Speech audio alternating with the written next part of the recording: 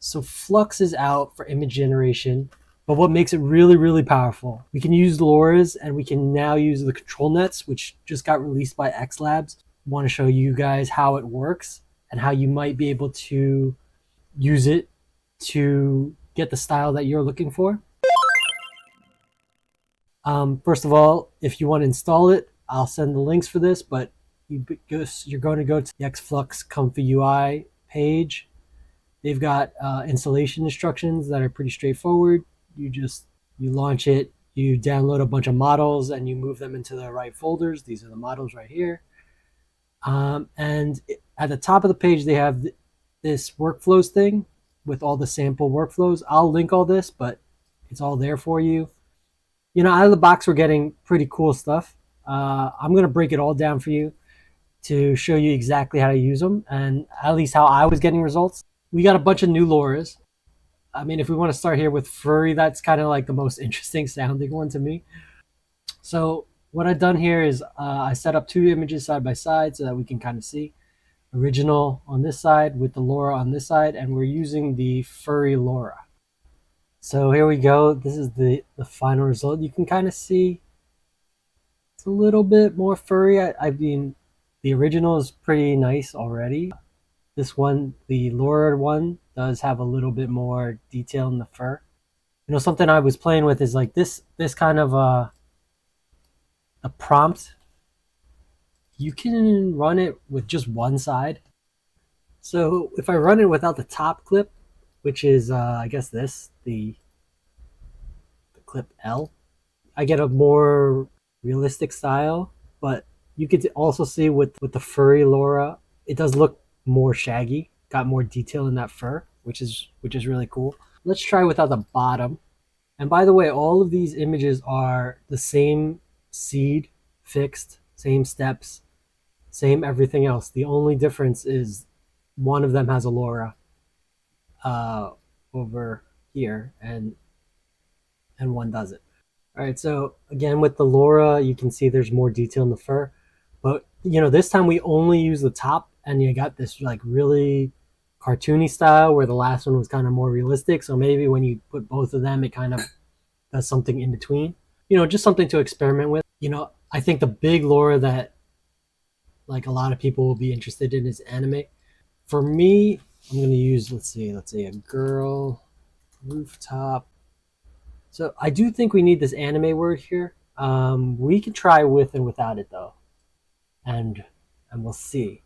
So you can see with the original, it does give us this like anime style, and the LORA actually gives us a more detailed kind of like painterly, artistic, maybe concept art, maybe Miyazaki style, where this kind of gives us a more flat anime style.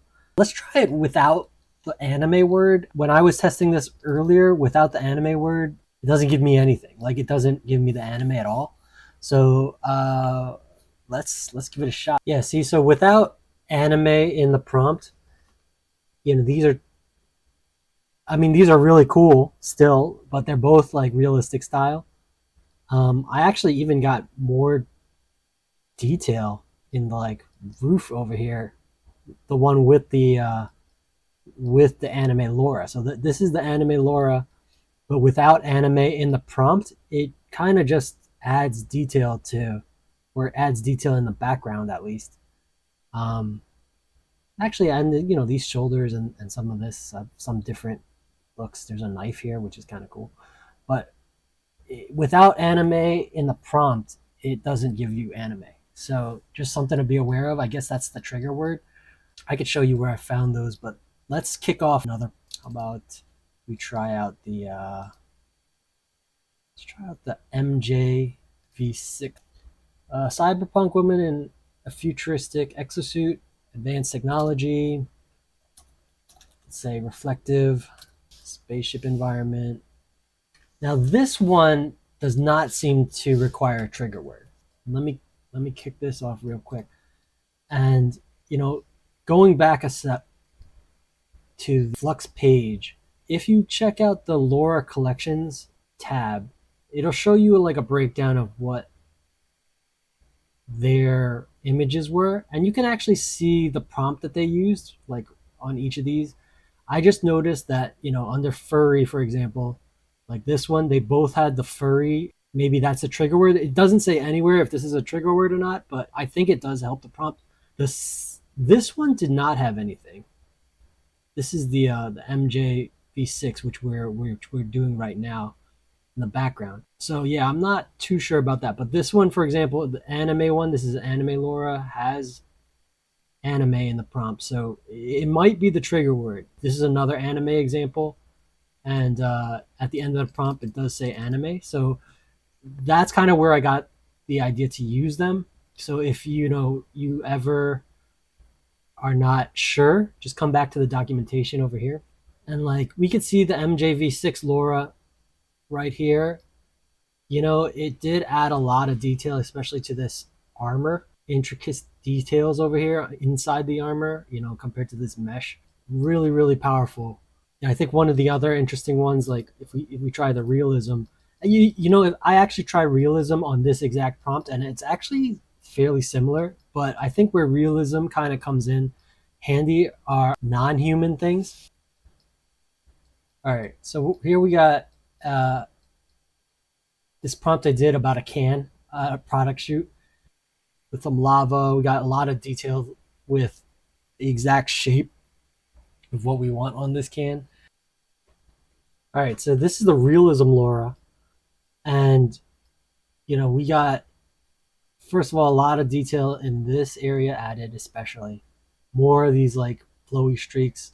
Text is really cool. We lost some of this like blue detail, which was kind of nice actually. But the overall detail, like around the eyes and in the horns, I think, it did. And the lava, like this is like a really blurry blob. This has got like, kind of looks like molten glass. A splash has a little bit more smaller particles.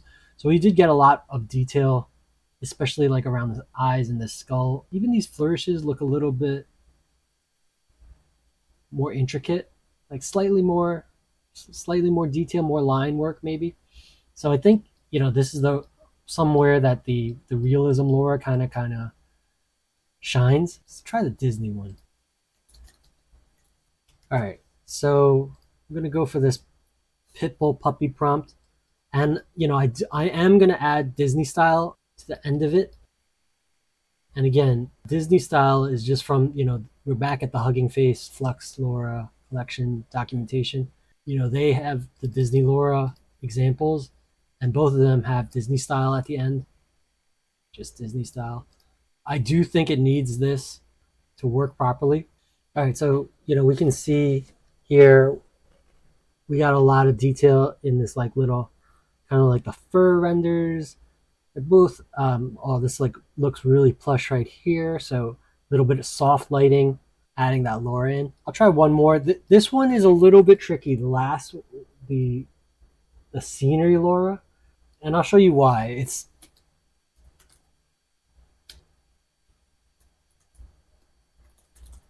all right, so I have this forest cityscape prompt that I want to try out. When I did this before, it didn't work, but I'm going to show you how to make it work. So I'm not expecting this one to work. Let's see first. Let's see. Oh, and you'll notice again, I added scenery style with the scenery LoRa.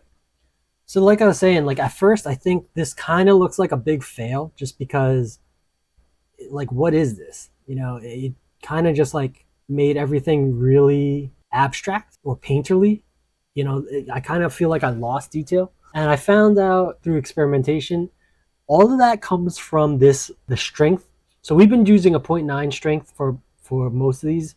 The scenery one, for whatever reason, it is so strong that it breaks up the image. So if you turn this way down, like I'm going to turn this to 0.35 and run it again, we should see a big difference, and it should actually work as you would expect.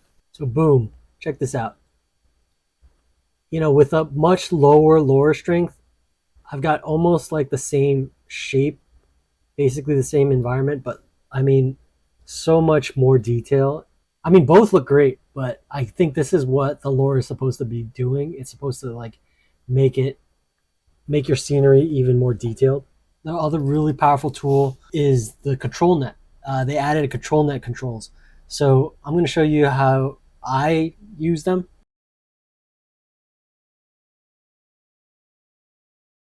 All right, so I'm going to kick this off with no lore. This is just straight prompt.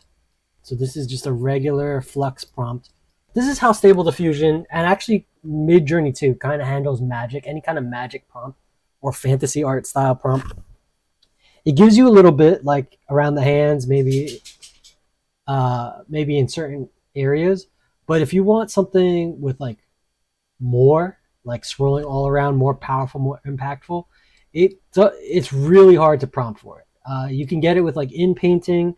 I haven't been able to get it out of the prompt itself in Stable Diffusion or Midjourney, but DALL-E does a really good job. So what I'm going to do is use a DALL-E control net, like input image as a control net, and try to get that to render properly or render more powerfully with Flux. So the way that you do that is first you need to load the image, and then we're going to load the Flux control net, and you apply the Flux control net. So the image goes here, control net goes here, and I'm going to use the depth control net, and then you just plug this into here in the XLab sampler. Like they have a special control net condition input, and just so that we see what this is doing, first of all, I need a depth map like preprocessor. So I'm going to use this one. I find that this one gives me like decent results. And we'll preview this image just so that we can kind of see what that looks like. Oh, actually, this is not the image. I actually had a similar image that I had kind of ready. I'm going to run this and let me compare. I'm going to just drag this over temporarily so that we can compare.